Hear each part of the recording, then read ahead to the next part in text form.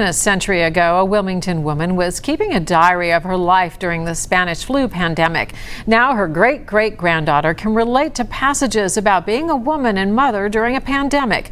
Tessa DeTiro shows us how the diary has become a lesson for her entire family. Lucy Vandervort Cox began her diary entries the same way: the weather, chores on the vegetable farm, and a Bible verse. In the fall of 1918, her account begins to change.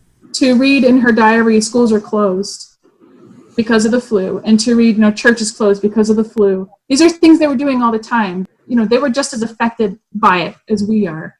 Amy Patterson is Lucy's great-great-granddaughter. She feels connected to a matriarch she's never met while reading through her innermost thoughts during the pandemic. There's one day where she writes there's 8 graves dug that day. There's another day where 2 parents and a daughter die in a family that I think they left behind like 6 or 7 kids. On those pages, Amy senses many of the same emotions she feels: sadness, confusion, and worry. But as the flu season gets further and further, there's times when her writing breaks, where it scrawls off the page, and you have to think she's witnessing really intensely sad scenes. The record also provides a lesson for Amy's sons.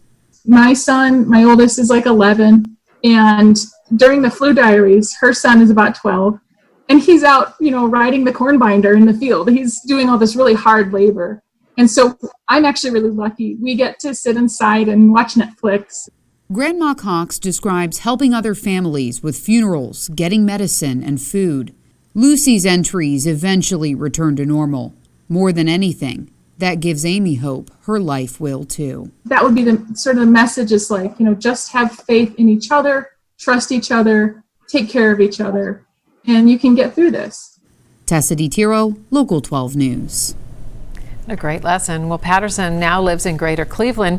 She says this diary story has connected her again to family members in our region, and when quarantine is over, they plan to have a reunion.